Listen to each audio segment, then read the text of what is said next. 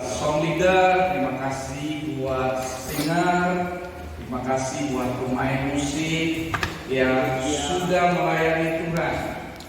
Puji Tuhan. Shalom. Shalom. Ya, puji Tuhan. Ada yang belum mengenal saya?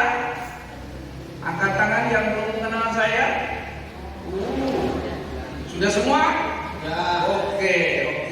Masih ingat aturan main yang saya sampaikan pada minggu yang lalu? Masih ya? Oke.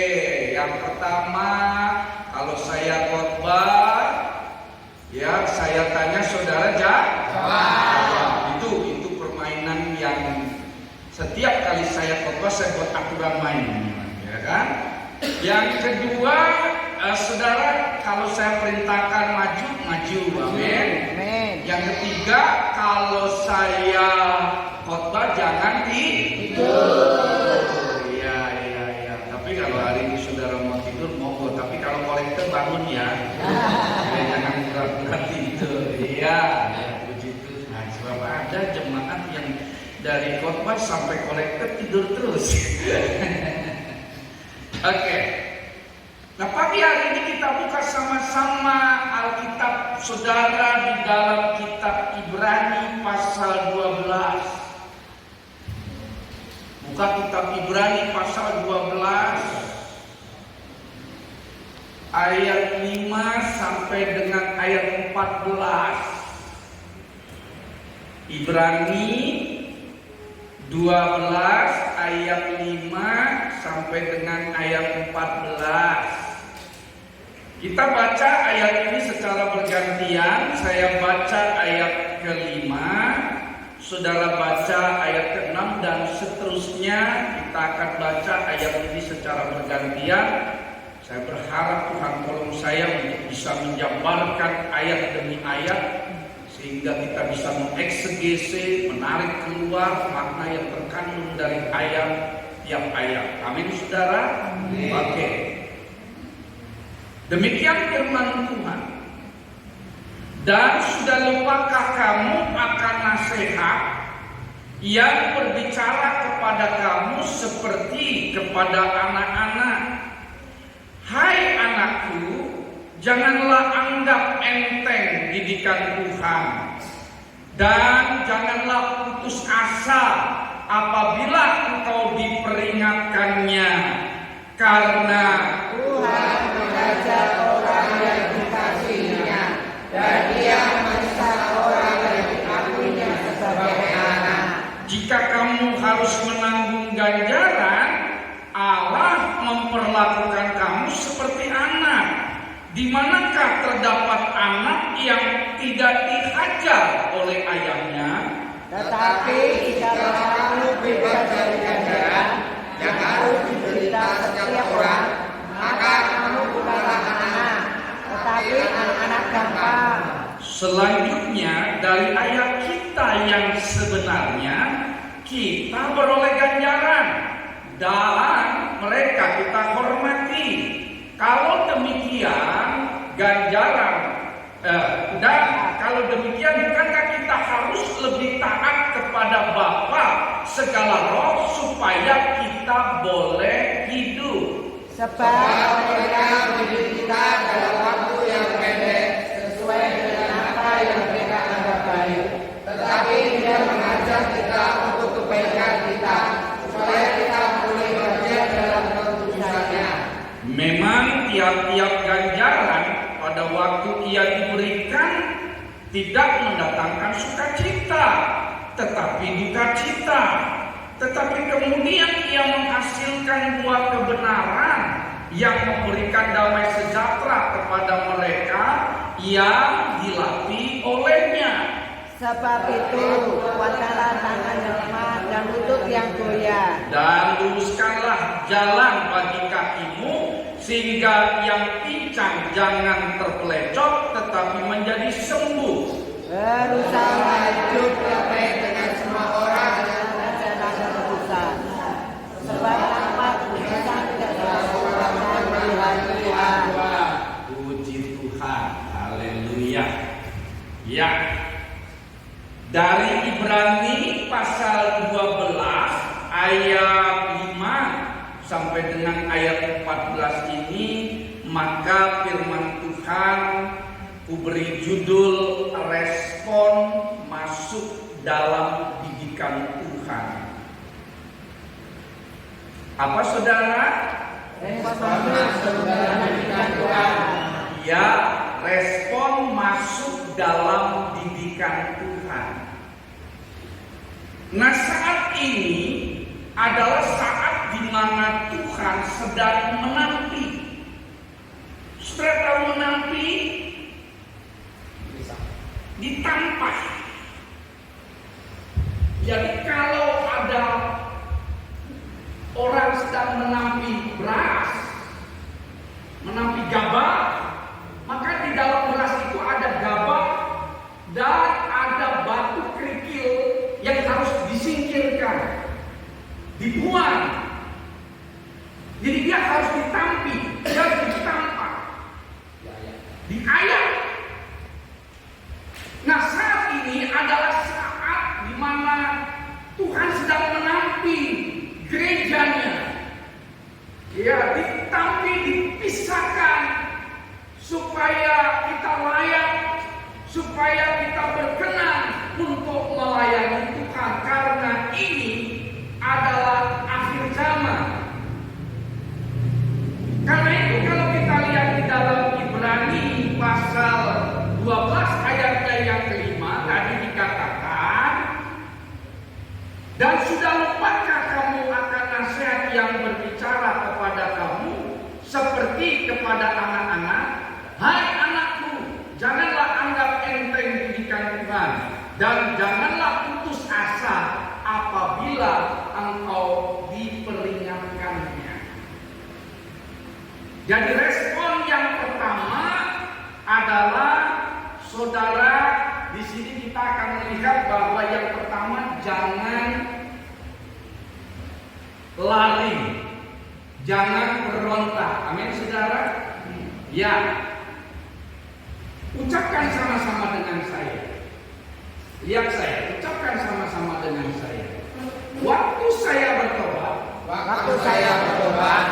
Tuhan menerima saya apa adanya. Karena Tuhan bukan dukun. Saudara percaya itu? Percaya. Jadi waktu Tuhan menerima dikau, Tuhan gak pasang syarat. Dia terima dikau apa adanya dari latar belakang apapun itu. Mau engkau masa lalu suram, mau latar belakang keluargamu dari keluarga yang broken home, mau engkau dari seorang penjahat, bandit, kelas kakap sekalipun, Tuhan tidak melihat itu. Dia terima engkau apa adanya. Karena dia bukan dukun. Kalau dukun itu pakai syarat. Saudara kalau datang ke rumah dukun pasti bawa syarat. Ya, bawa gula, bawa kopi, bawa teh, bawa rokok, ya, bawa minyak, ya, bawa kembang, itu syarat.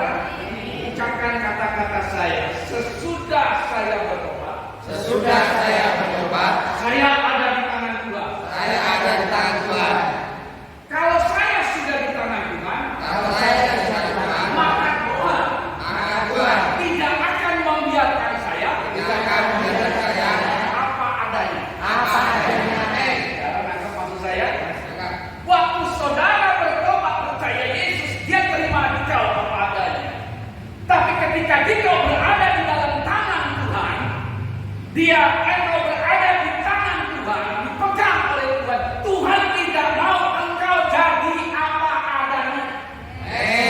Engkau harus luar biasa. Karena engkau anak Tuhan. Sebab itu kan jangan puas. Saya ini ya begini, nggak bisa. Karena waktu engkau bertobat, Tuhan terima engkau apa adanya.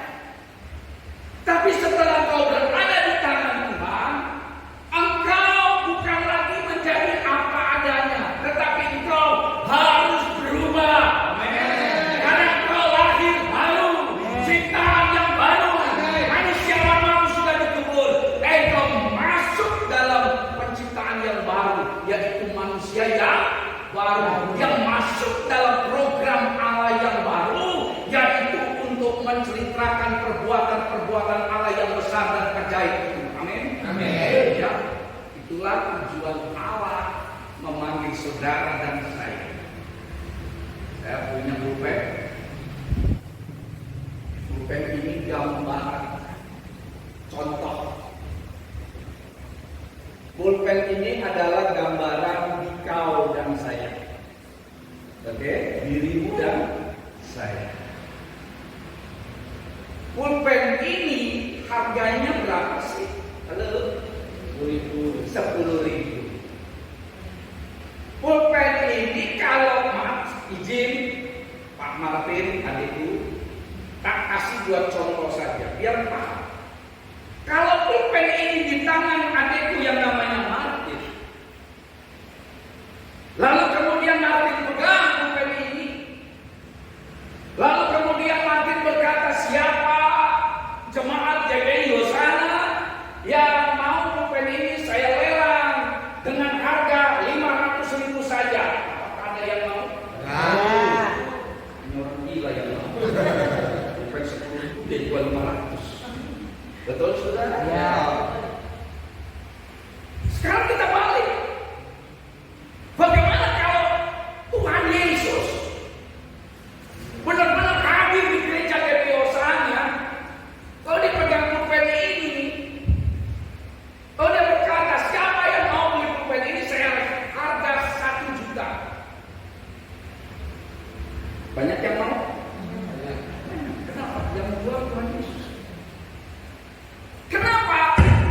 Pulpen yang sama, harganya sama, nilainya sama, tapi bisa berbeda. Nilai saudara bisa berbeda. Di tangan siapa Anda berada? Saudara, Anda bernilai, Anda berharga ketika Anda berada di tangan Tuhan. Amin. Amin. Amin. Maka oleh karena itu, engkau yang saat ini berada di dalam rumah Tuhan ini, saudara berada di gereja ini, saudara bernilai di mata Tuhan. Katakan sampai kanan saudara, saya bernilai di mata Tuhan. Saya bernilai. Engkau bernilai di mata Tuhan. Ya. Amin saudara. Iya. Jadi sesudah saya jadi milik kepunyaan Tuhan, maka Tuhan tidak akan membiarkan saya apa adanya, karena Dia akan didik saya seturut rencana Allah. Amin saudara. Amin. Amin. Karena itu respon yang pertama ketika kita dididik oleh Tuhan. Ketika kita dididik oleh Tuhan, maka yang pertama adalah saudara jangan lari. Jangan pernah berontak. Mengalir aja. Mengalir. Dalam proses rencana Allah, mengalir. Mengalir. Jangan pernah lari. Jangan pernah berontak. Kenapa? Karena yang pertama, lari tidak akan menyelesaikan masalah. Ya. Katakan sama-sama dengan saya, lari tidak menyelesaikan masalah. Saudara, ada problem di gereja ini. Saudara, ada masalah di gereja ini, entah itu dengan gembala sidang, entah itu dengan jemaat. Saudara kemudian karena adanya problem itu lari ke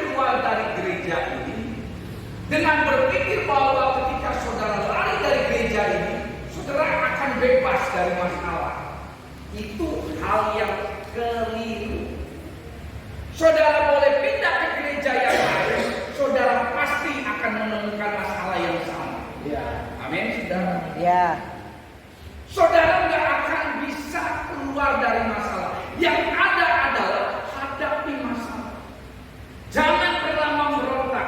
Karena ketika saudara lari dari didikan Tuhan, saudara tidak akan pernah bertumbuh. Yang ada, saudara hanya menjadi Kristen kanak-kanak. Secara usia, saudara usia sudah 30, 40, 50, 60, 70 tahun. Secara usia. Tetapi secara rohani, saudara masih tetap anak-anak.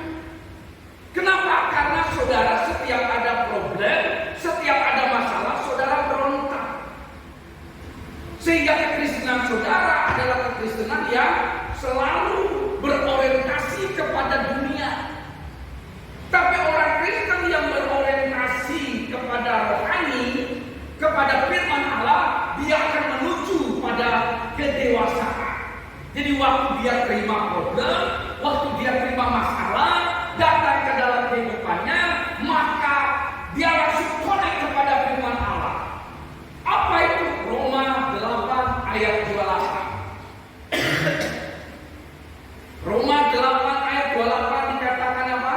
Tuhan turut bekerja dalam mendatangkan segala sesuatu. Satu orang ayat kita dibantu. Satu orang baca.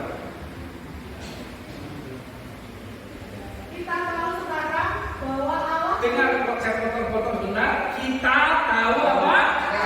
Artinya kita nggak boleh tidak tahu. Kita harus tahu. Sekarang ini, saat ini juga kita harus tahu. Lanjut. bahwa Allah turut bekerja dalam segala sesuatu Allah turut bekerja di dalam segala sesuatu terus. untuk mendatangkan kebaikan bagi mereka yang mengasihi Dia, yaitu bagi mereka yang terpanggil sesuai dengan rencana Allah. Jadi dari ayat ini kita bisa lihat bahwa Allah kita adalah Allah yang turut bekerja di dalam segala aspek apapun, kesulitanmu, kegagalanmu, tantanganmu, sakit penyakitmu, krisis ekonomimu, di dalam semuanya itu Allah sediakan arena. Jadi problem adalah arena. Katakan sama-sama, problem adalah arena. Kalau seorang atlet itu ada arena. Dari gelanggang ke gelanggang itu ada arena, di mana seorang atlet disediakan arena tempat untuk bertanding. Nah, jadi kalau kita jadi orang Kristen, tempat pertandingan kita itu problem kita, masalah kita, sakit penyakit kita, itu problem kita. Tempat di mana kita disediakan tempat untuk bertanding supaya kita jadi orang yang dewasa. Jadi yang pertama dari ayat yang kita petik dari ayat Ibrani pasal 12 ayat 5 ini adalah waktu kita jadi masuk dalam pembentukan didikan Tuhan, maka respon yang pertama adalah jangan lari dan jangan berontak. Itu yang pertama. Kemudian yang kedua ayat 6 dan 7. Coba kita baca, semua dibaca ayat 6 dan 7. Karena Tuhan menghajar orang yang dikasihnya, Terus, dan Ia menyesal orang yang diakuinya sebagai anak. Jika kamu harus menanggung ganjaran, Allah memperlakukan kamu seperti anak. Di manakah terdapat anak yang tidak diajar oleh ayahnya? Iya, yang kedua ini ketika kita masuk dalam didikan Tuhan, respon yang kedua adalah terimalah. Didikan Tuhan itu sebagai pembentukan karakter. Amin. Terimalah didikan Tuhan itu sebagai pembentukan Karakter. Kenapa? Karena Amsal 27 ayat 17 katakan besi menajamkan besi. Orang menajamkan apa? orang. Sesamanya. Artinya apa, saudara? Artinya interaksi sosial itu tidak dapat kita hindari. Dikau tidak bisa bertumbuh hanya dengan seorang diri. Nggak bisa kita dapat bertumbuh hanya dengan seorang diri, nggak bisa. Karena itu perlu ada gesekan.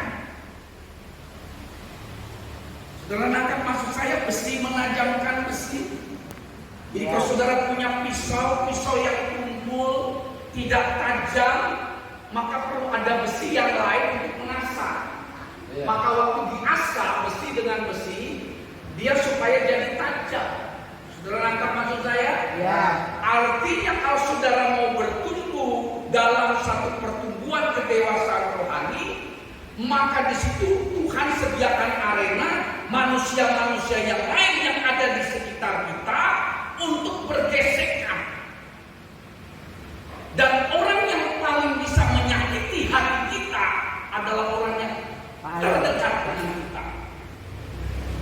Saudara nangkep maksud saya? Ya. Kalau ada orang yang bisa menyiksa hati kita, batin kita, hidup kita, adalah orang yang paling dekat sekali dengan kita. Itu pasti. Makanya seorang istri dengan suami dia akan mendekat. Dia akan bergeser yang satu dengan yang lain. Itu pembentukan karakter. Seorang ayah dengan seorang anak, dia pasti akan bergesekan satu dengan yang lain. Jadi kalau ada anak bergesekan dengan orang tua, saya mau kasih tahu bahwa Tuhan lagi punya rencana yang indah buat engkau supaya engkau dipersiapkan menjadi serupa dengan Kristus. Amin. Harus digesek supaya saudara nggak tumpul. Berbeda pandangan, berbeda prinsip, digesek, dan pada saat itu saudara jadi tajam. Amin, saudara. Amin. Ya. Ambil nilai positifnya. Jangan ambil nilai negatifnya. Orang tua saya kejam, orang tua saya jahat, atau anak saya nakal, anak saya tidak baik. Tidak seperti itu. Ambil nilai positifnya, bahwa di balik semua itu ada sesuatu yang indah yang Allah sedang kerjakan, karena Allah sedang merajut merendah saudara dan saya. Ya, itu dia. Engkau tidak bisa bertumbuh dengan seorang diri. Sebab itu perlu ada orang lain untuk menggesek saudara. Sudah bisa berdoa, minta sama Tuhan, Tuhan berikan aku kesabaran. Tuhan jawabkan. Dia jawab. Supaya aku bisa kuat, sabar menanggung perkara ini, persoalan ini. Dijawab tak? Dijawab. Dikasih sama Tuhan. Hari itu kita dikasih. Orang yang bikin saudara nggak sabar. Kan saudara minta sabar. Dikasih orang yang ngeselin, yang ngenesin, yang bikin saudara muntah, saudara murka, saudara marah. Padahal saudara mintanya Sabar. tapi itu memang jawaban Tuhan. Kan katanya kau minta sabar, makanya kalau Tuhan jangan minta sabar. Ya, saudara minta kuat. Amin. Kuat menanggung segala perkara. Saudara minta sabar dikasih. Orang yang bikin saudara nggak sabar, ya dong. Tiap hari ngeyel terus, dikandani ngeyel terus. Yang buat saudara itu jadi murka, saudara jadi marah. Ya. Itu sebabnya saudara, dikau tidak akan bisa bertumbuh hanya seorang diri. Dikau juga butuh orang lain untuk lihat kekuranganmu. Jangan merasa dirimu sempurna. Dikau itu butuh cermin. Cermin untuk bercermin. Orang lain itu adalah cermin saudara. Ketika saudara merasa diri saudara sempurna, belum tentu. Mungkin menurut saudara-saudara sudah betul. Mungkin menurut saudara-saudara sudah sempurna. Mungkin menurut saudara-saudara sudah baik. Menurutmu, menurut saudara, menurut orang lain masih ada kekuranganmu. Itu sebabnya engkau harus terima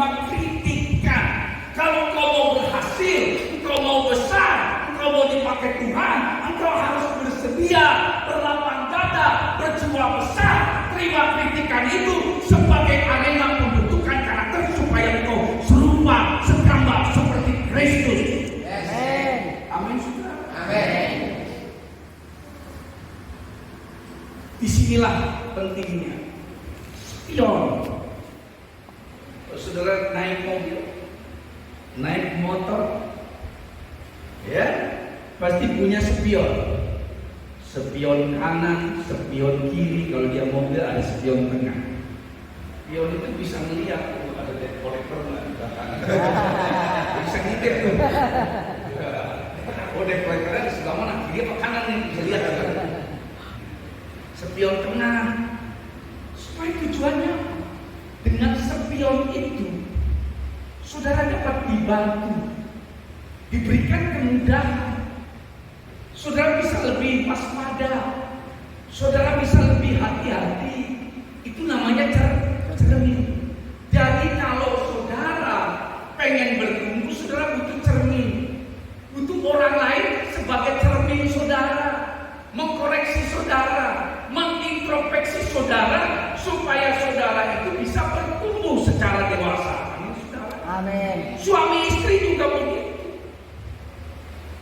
Di Jakarta teman saya ada, waktu pacaran tutup mata.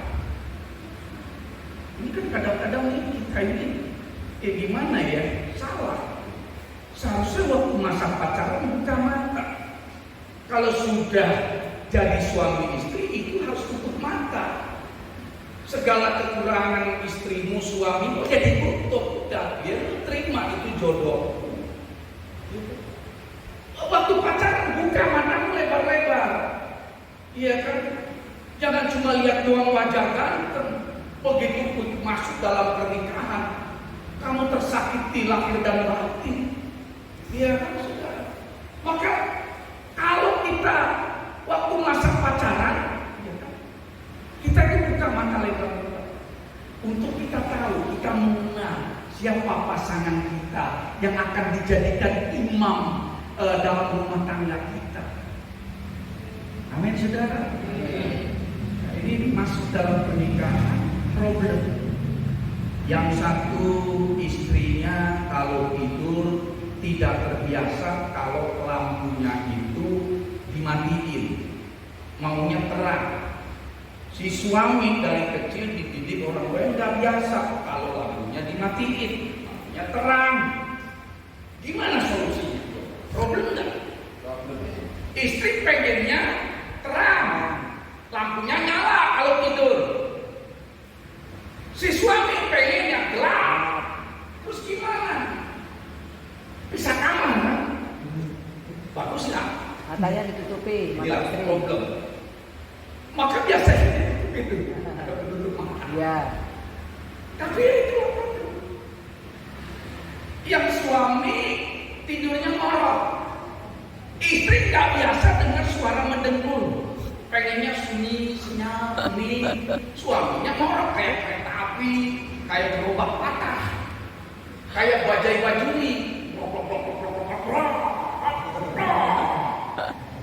Si istri terganggu, nggak bisa tidur. Itu juga problem, tapi itulah yang dikatakan pembentukan supaya kita itu menerima pasangan hidup kita apa sehingga kita jadi orang Kristen itu ya bisa bertumbuh secara dewasa. Ingat saudara-saudara, istrimu, suamimu ditempatkan dalam hidupmu untuk membuat saudara menjadi sukses. Katakan sama-sama, sukses. Sukses. Supaya kita sukses. Karena apa? Karena kesuksesan tidak dapat diraih seorang diri. Di balik istri-istri yang wajahnya glowing, ada suami yang kumuh.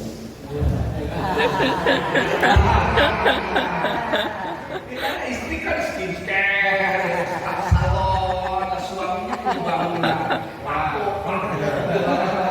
orang, istrinya glowing semua. Ya kan? Ya, nggak bisa saudara kesuksesan diraih dengan seorang diri, nggak bisa. Sebab itu perlu ada orang di sampingmu. Juga tidak hanya cuma sekedar berdekatan. Kalau cuma berdekatan, ini sama ini dekat. Berdekatan ini nggak akan juga bisa bertumbuh. Dia harus digesek. Sudah nangkep maksud saya? Besi sama besi menajamkan besi. Dia tumpul nggak akan jadi tajam kalau cuma dideketin doang. Dia harus digesek. Saudara nangkap maksud saya? Artinya kalau suami istri terjadi kudeta, terjadi peperangan, itu pembentukan. Tapi yo suwe-suwe. Yo perang ojo suwe-suwe. Yo nganggo tema, nganggo judul. Pak, ganteng yo ngono. Yo kayak apa ini temanya hari ini judulnya? Ya judulnya misalnya misalnya anak nakal. Yo temanya ya gue ditulis pakai papan tulis tema anak nakal dibahas. Kenapa anak kita nakal? Satu-satu dibahas. Jangan keluar konteks. Tema anak nakal keluar ke mertua, ke nyokap, bokap dan segala macam. Ini keluar konteks dari benakku khusus. Selesaikan akar persoalan satu-satu. Kalau yang namanya suami istri itu ya seperti sendal jepit, sepasang, satu ke kanan, satu ke kiri. Yang suami pengennya ke kanan, yang istri pengennya ke kiri, ke kanan, ke kiri. Berbeda pola berpikirnya, tetapi ada titik temu. Amin saudara. Amin. Ada titik temu. Kalau ada persoalan, pasti ada titik temunya. Bagaimana kita mencari titik temu supaya kita bisa keluar dari persoalan yang ada. Di gereja ini ada persoalan, bukan berarti tidak ada persoalan.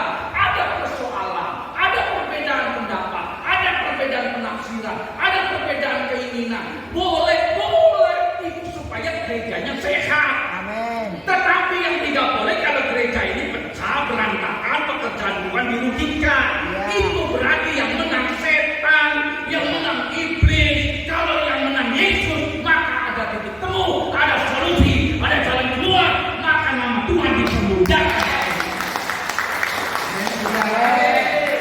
Kalau kamu ikut gerbong setan, tante Lucifer, atau ikut Tuhan Yesus, ini sudah, ya ini penting sekali.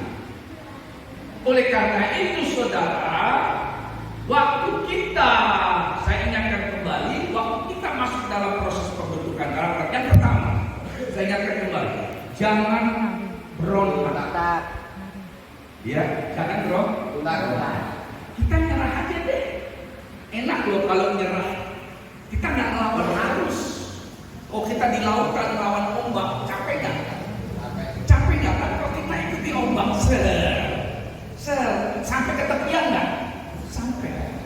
Problemmu juga begitu, iya kan? Nggak ada yang nggak Tuhan bisa selesaikan. Apapun masalahmu, besar sekalipun, Yesus lebih besar dari masalah.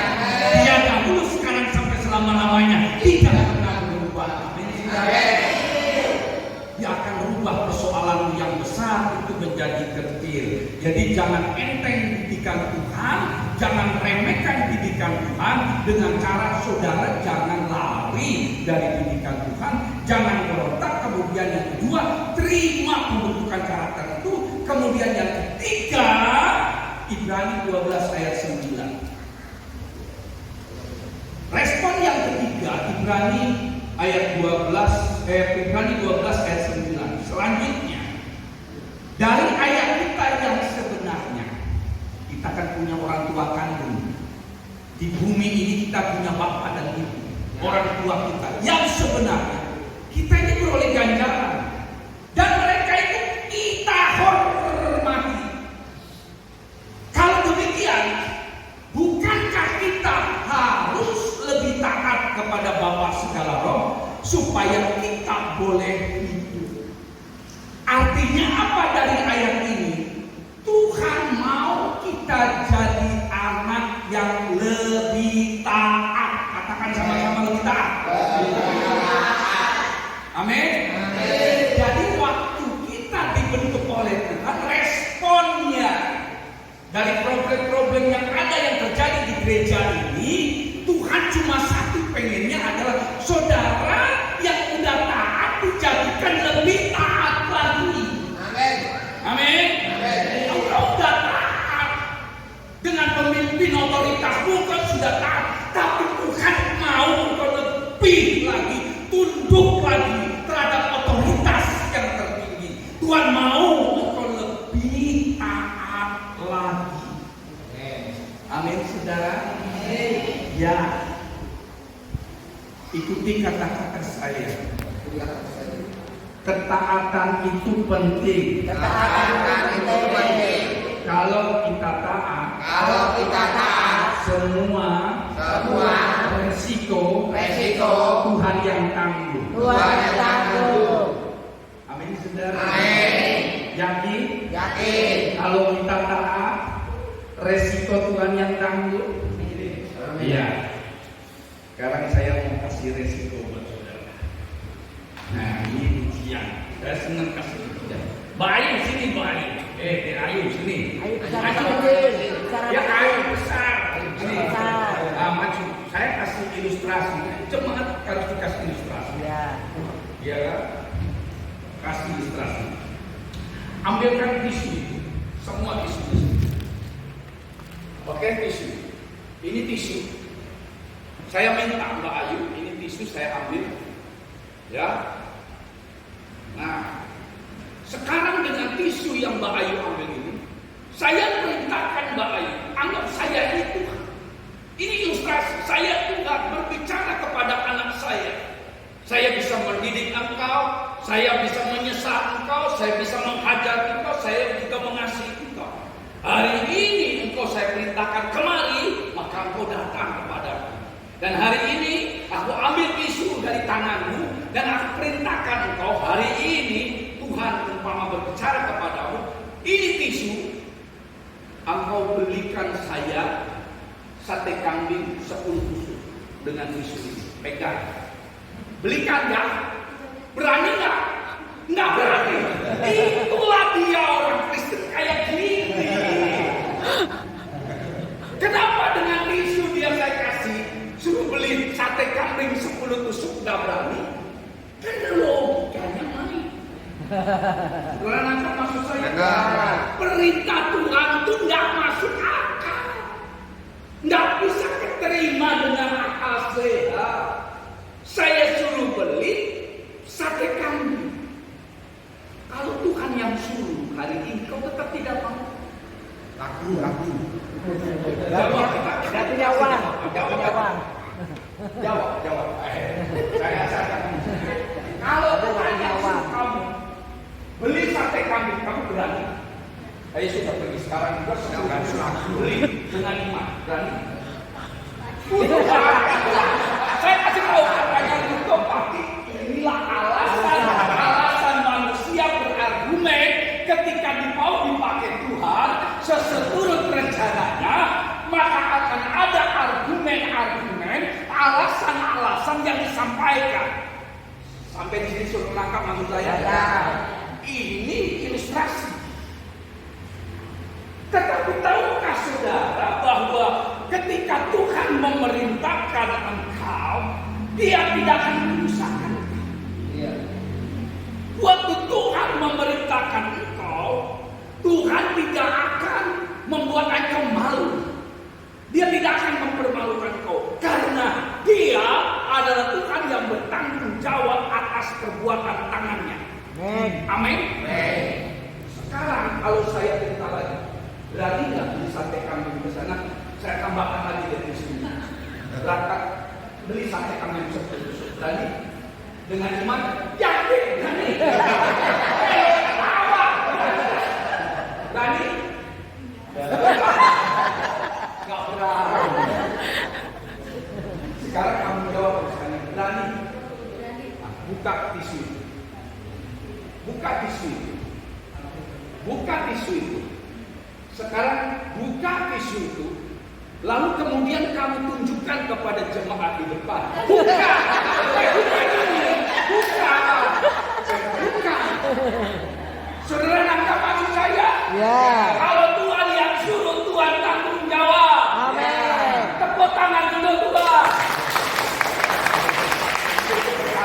Amin.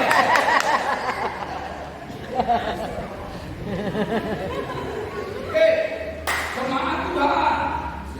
Jemaat. Oh, jemaat. Lihat saya. Ya. Seringkali kita gagal melakukan apa yang Tuhan mau dalam hidup kita. Kita sering pakai logika kita. Betul. Kita kadang-kala mau masuk dalam rencana Allah sudah sediakan. Ada rencana Allah yang besar melalui proses di mana Allah mau dorong engkau masuk dalam satu blueprint, satu perencanaan Allah yang begitu besar Allah dorong. Bahkan Allah paksa-paksa. Allah sampai dorong dirimu dengan problem, dengan masalahmu, dengan situasi kondisi apapun yang kau hadapi ini. Sebenarnya Allah turut bekerja. Amin. Dia mau datangkan kebaikan dari peristiwa yang engkau alami supaya engkau bisa menceritakan perbuatan-perbuatan Allah yang besar. Ada satu kesaksian yang hidup karena engkau menyembah Allah yang hidup. Amin. Saya kasih contoh lagi, nggak usah panjang-panjang. Saya mau kasih contoh. Saya pernah diundang di persekutuan doa di kota Surabaya. Waktu saya diundang ke persekutuan doa di Surabaya, saya berangkat pakai mobil dari kota Solo menuju Surabaya 3 jam. Solo Surabaya lewat tol. Ya, 3 jam lebih dikit. Saya punya etol 700.000. Di kartu etol saya ada uang 700.000. Karena kalau lewat tol pulang pergi PP saya pikir 700.000 cukup. Di dompet saya ada 1 juta. Oke? Artinya saya punya uang 1.700.000 untuk saya berangkat melayani Tuhan ke kota Surabaya. Sesampainya di Surabaya saya sampaikan kepada jemaat apa pesan Tuhan, isi apa yang Tuhan mau sampaikan kepada jemaat. Dan jemaat hari itu diberkati karena saya khotbah tentang memberi bagi Tuhan. Dan setelah saya selesai khotbah, saya turun dari mimbar. Seperti biasa salam-salaman, itulah gereja. Selesai itu saudara, saya lihat ada orang datang menghampiri saya. Dia kasih saya amplop. Sudah tahu dong isinya apa? Kamu tentu amplop dong, nggak ada duitnya. Iya kan?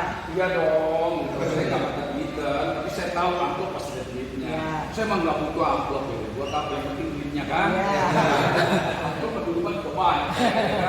Ya ada tuh, kasih amplop. Saya tahu itu pengurus gereja kasih saya persembahan. PK, persembahan kasih. Saya terima persembahan kasih.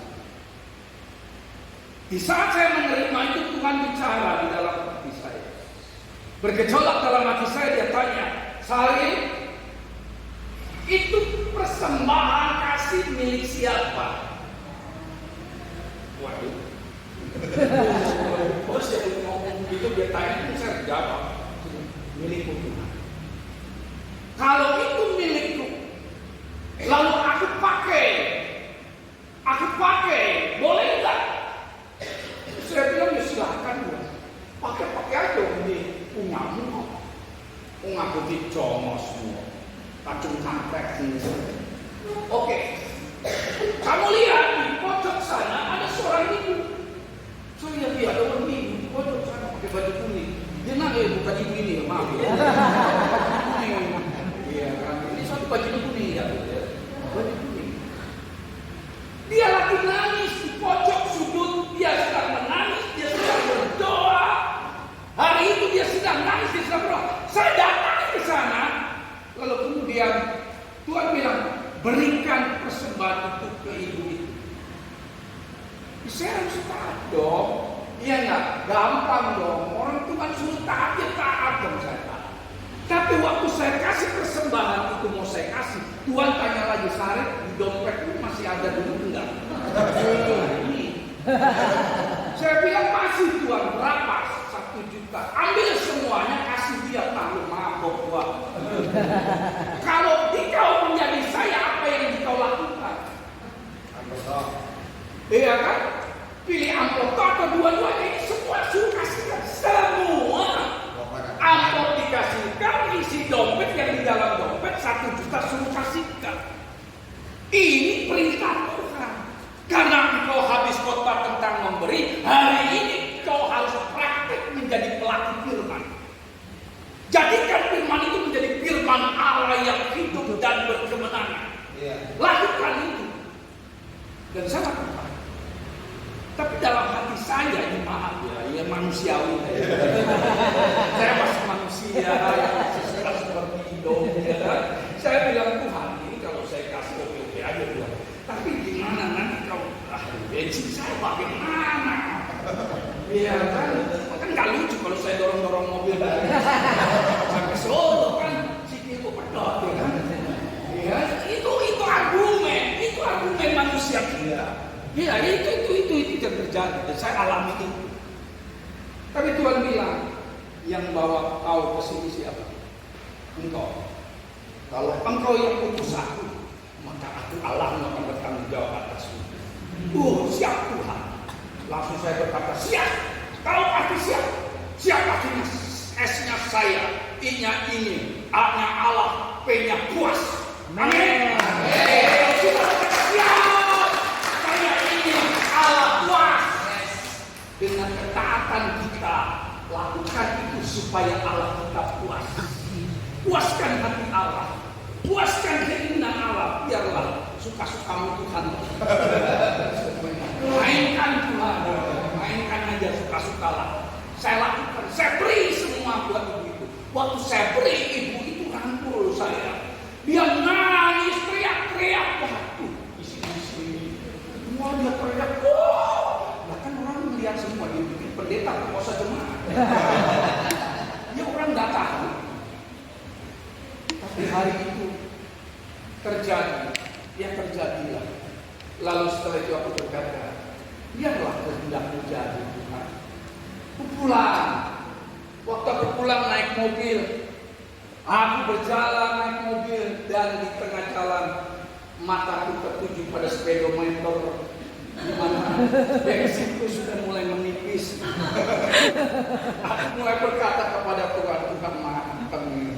Iya kan, nggak punya duit, bensinku udah tinggal sedikit, udah mau habis. Nggak, secara logika bensinku itu nggak akan sampai ke kota Solo. Yang ada, aku malah gotong mobil, bukan aku naik mobil. Secara logika. Tapi aku percaya Tuhan tidak akan melantarkan aku. Aku tetap walaupun keringet dingin, pengen kencing, pengen BAB, tapi nggak BAB. Keringet dingin muncul di sekujur tubuh. Karena apa? Karena ini kan perbuatan yang gila betul yang gua lakukan. Gila betul, ekstrim betul ini. Nekat, naik betul. Akhirnya karena saya sakit perut, saya mampir di rest area. Kalau saya mampir di rest area, tapi saya masuk ke toilet. Dan waktu saya ke toilet sudah, saya kaget, saya nemu tas. Di toilet itu ada tas. Wah, waktu saya buka saudara tas, itu banyak, nggak kayak gini juga ada. Tapi ini nanti ada Tuhan kasih, ini kan coba dulu. Beriman, mami, beriman. Amin. Saya dapat tas saudara. Saya buka, waduh, duit ratusan ribu, 5 gembok, paling tidak 50 juta. Yang lebih kagetnya itu ada dolar Amerika Serikat 100 ribuan. Itu saya lihat ada sekitar 7 atau 8 gembok, Pak. 100 ribuan, 7 sampai 8 gembok. Itu berapa miliar itu? Waduh, kalau saudara saya dan jadi saya hari itu, suruh langsung rambut saudara berdiri, gaya. Wah, kayak iklan sabun dia, langsung saudara berkata, wah, rezeki, iya kan? Siapa berpikir loh, siapapun Anda orang nemu dompet di jalan aja saudara bilang rezeki. Iya. Tapi kalau ada Tuhan yang baik, ini bukan rezeki, ini ujian. Ini ujian. Ini ujian keimamatan saya sebagai seorang hamba Tuhan. Ujian. Lalu bagaimana respon saya waktu saya menghadapi ujian ini? Disinilah yang akan menentukan siapa diri saya yang sebenarnya. Saudara nangkap maksud saya? Ya. Saya kalau khotbah harus pakai yang kayak gini biar saudara paham lah ya. Ya. Waktu itu saya bingung. Di situ ada handphone juga, tapi dikunci. Itu handphone nggak bisa dibuka karena ada kuncinya. Ya. Waktu saya lihat duitnya begitu banyak, itu saya tambah gemeter, tambah sakit perut, pengen berak, nggak berak. Dalam hati saya duit banyak amat, ya. Duit banyak amat nih, kalau ibaratnya kalau duit itu duit yang bisa bikin gereja, ini bisa bikin GBI Hosana glowing. Amin. Amin. Nggak bohong saya. Amin. Yo, 100.000 dolar Amerika, ya 100 dolar, ya Amerika 1 dolarnya berapa? Nah itu gepokannya ada 8 gepok, kan banyak ya. Itu bisa beli cincau berapa itu? Benar saudara. Nah, akhirnya bergumul antara setan dengan Tuhan, antara malaikat dengan Tuhan. Kata setan, ambil aja nggak ada yang tahu ini tuh rezeki lu kan tadi habis bantu orang, ini setan ya. Memang setan benar-benar. Tapi kan kata hati nurani kan enggak, itu bukan milikmu, itu ada yang punya, kembalikan. Terus kata setan, kembalikan kemana? Lu kan nggak tahu orang. Iya. Dan orangnya nggak ada, alamatnya juga nggak ngerti. Buat apa dikembalikan tuh nggak ada yang ngerti. Kata Tuhan tidak. Orang nggak ngerti tapi aku ngerti, kata Tuhan. Kembalikan budi nurani, hidup.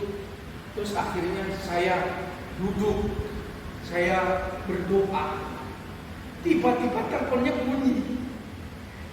Ya saya pergi kan dari kamar mandi keluar nih. Teleponnya bunyi. Tong neng. Tak angkat. Halo, assalamualaikum. Assalamualaikum. Itu jawablah. Waalaikumsalam. Pak, maaf Pak, itu tas saya ketinggalan. Ini Bapak di mana ya? Karena dia tahu kan kalau saya angkat berarti kan ada tasnya. Ya. Iya, saya di sini Pak di rest area. Ya saya juga ini ada dekat di area rest area. Saya kembali tadi udah nggak ada tas saya. Ada Pak sama saya amankan Pak. Silakan Bapak ke sini. Dia cari saya, kemudian ketemu sama saya kasih itu tasnya. Lalu dia lihat nggak ada yang hilang. Lalu saudara tahu itu orang hidungnya mancung, orang Arab. Memang orang kayak orang Yaman, orang Arab tinggi besar. Duitnya banyak sekali. Terus akhirnya dia lihat, dia ambil 2 gepok yang warna merah. Saya pengennya sih 2 gepok yang bola. Tapi akhirnya cuma dikasih 2 gepok yang merah. Dia kasih ke saya, saudara. Dia bilang begini, Pak Bro, terima kasih. Ini ada sedikit rezeki, semoga manfaat buat Bro. Itu langsung saya bilang, enggak usah takut, ikhlas dalam hati gua, kalau dia tarik mati gua. Kita itu orang Indonesia, negara Konoha kayak gitu. Kadang-kadang kita tuh masih jaga image, ya. Kita butuh, kita dikasih orang, kita tolak-tolak. Dalam hati, sini. Tapi kami tolak, itu yang terjadi. Tapi akhirnya tetap dia paksa, udah nggak apa-apa, dia paksa, dia masukin ke kantong saya, blus dalam hati, puji Tuhan, aman. Terangkap maksud saya di sini. Ya. Kalau kita taat, maka Tuhan yang tanggung resiko. Amin. Amin. Saudara, karena ketidaktaatan akan membuat hidupmu sengsara. Manusia pertama dalam sejarah, dia tidak taat pada firman Tuhan, hidupnya menderita. Dosa menguasai dirinya. Tapi kalau dia taat, dengar-dengar akan firman Tuhan, maka masa depanmu akan cerah. Amin.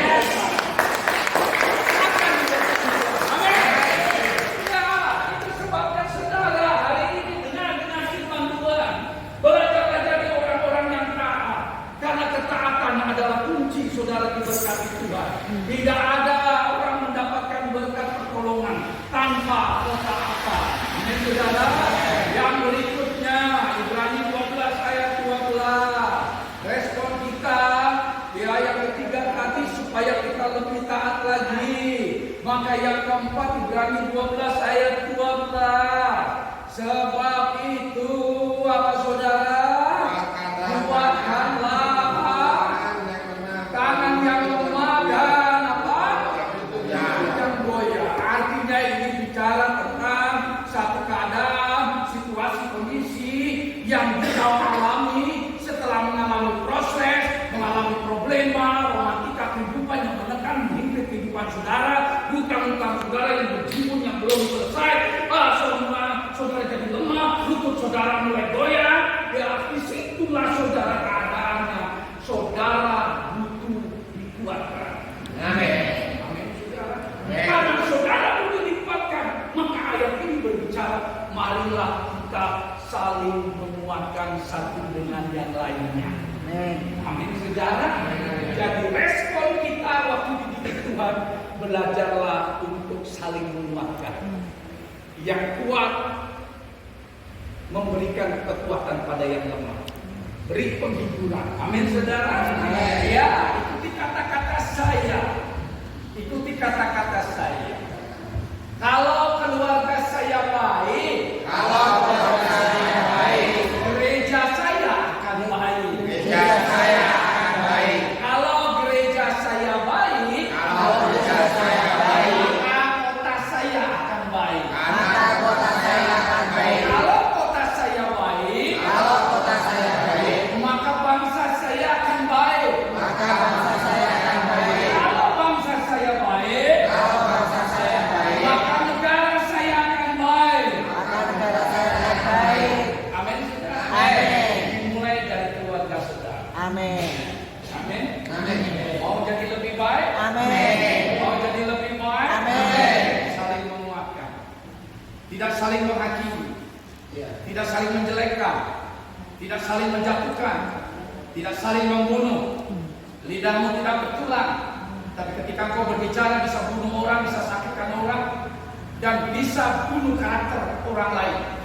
Saudara nangkap maksud saya? Ya. Iya, lidah dipakai untuk Tuhan, untuk kemuliaan nama Tuhan, untuk menguatkan. Katakan sama-sama untuk menguatkan. Untuk menguatkan. Kalau saudara bisa menolong orang lain, jangan merongrong. Amin saudara? Jadi kalau saudara nggak bisa menolong orang lain, jangan merongrong. Kalau saudara nggak bisa menguatkan orang lain, jangan pernah menghakimi dan jadi hakim. Kalau saudara nggak bisa menguatkan, juga jangan pernah menuntut orang lain untuk sempurna. Tapi perbanyaklah berbuat baik agar tidak menyusahkan orang lain, agar kau bisa saling menguatkan satu dengan yang lain, sehingga imanmu itu bisa bertumbuh. Amin saudara. Amin. Dan ini perintah Tuhan. Sehingga akhirnya iman kita menjadi iman yang dewasa secara rohani. Yang kelima Ibrani 12 ayat 13. Respon yang kelima adalah Ibrani 12 ayat 13. Buatlah jalan yang lurus bagi apa? Bagi kakimu, supaya yang pincang tidak terpisah, tetapi menjadi sembuh. Dari situasi kondisi yang saudara alami, problem yang saudara alami, bisa saja saudara itu tergelincir, bisa saja saudara itu jatuh, ya, saudara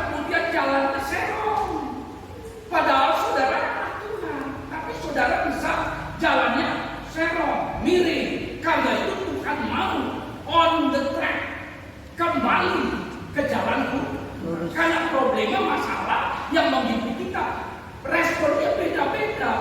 Bisa orang tua menang penderitaan, tapi bisa orang nggak kuat. Kalau dia nggak kuat, maka dia undur dari Tuhan, mutung kepada Tuhan, kecewa kepada Tuhan. Tapi kalau dia kuat, dia akan semakin kokoh imannya. Dia akan tetap berada di jalan Tuhan. Dia nggak akan miring jalannya. Dia tetap lurus jalannya. Dan dia tidak akan pincang. Tidak pincang artinya kalau diibaratkan mobil saudara. Kalau saudara punya mobil atau saudara punya motor. Kalau motornya dipakai jalan yang berbet, mesinnya pincang, enak apa enggak? Enggak. Enak apa enggak? Enggak. Enggak. Ya, itulah keadaannya. Jadi kalau kita punya mobil kita jalannya pincang. Maka ada satu hal yang harus kita ketahui. Berarti ada kerusakan. Betul saudara? Iya. Ada kerusakan. Kalau iman kita nggak bertumbuh-tumbuh, iman kita nggak dewasa-dewasa, berarti ada sesuatu yang rusak dari diri kita. Harus introspeksi. Kalau mobil kita pincang, periksa. Mungkin ada kerusakan dalam sistem pengapaian. Mungkin koilnya rusak. Mungkin injektornya kotor. Mungkin filter bahan bakarnya yang tersumbat. Mungkin juga wiringnya putus. Mungkin ECU-nya error. Mungkin timing belt-nya rusak. Mungkin filter udaranya kotor. Mungkin sensor O2-nya rusak sehingga merusak sistem bahan bakar, jalannya pincang. Nah, dalam hidupmu dan hidupku, kita juga harus periksa. Kenapa kok imanku pincang? Mungkin kurangnya waktu untuk Tuhan. Aku hidup dalam sehari 1 kali 24 jam Tuhan kasih. Tuhan cuma aku kasih waktu 5 menit. Itu pun 5 menit waktu aku makan saja. Lupa makan. Yang lain-lain aku gak pernah berdoa. Bangun tidur kuliah handphone. Tiap hari hidupku hanya handphone. Di rumah tiap hari lihat drakor. Iya kan saudara? Cek. Mungkin kurang waktu untuk Tuhan. Mungkin karena pengaruh dunia yang terlalu kuat menguasai hidup kita. Mungkin kesulitan dan pencobaan yang begitu berat menekan kita. Mungkin karena dosa ketidaktaatan yang membuat kita kemudian jauh daripada Tuhan. Kita cek masing-masing sehingga akibatnya kita kemudian jadi orang Kristen yang mandul. Katakan sama-sama Kristen yang mandul. Kristen yang mandul. Tahu saudara mandul? Ya. Mandul itu artinya tidak punya potensi untuk melahirkan sesuatu. Mandul artinya tidak punya potensi, tidak punya kemampuan untuk melahirkan sesuatu. Tapi jadilah orang Kristen yang seperti Maria yang mengandung. Mengandung apa? Mengandung Yesus, mengandung firman Allah, yang kemudian firman Allah ada di dalam hidupnya. Dia ada di dalam firman, firman ada di dalam hidupnya. Maria mengandung firman, manunggal menjadi satu dengan firman Allah. Kemudian dia bisa berkata, hidupku bukan aku lagi, tapi Yesus yang hidup. Amin. Amin. Kita bangkit berdiri, puji Tuhan.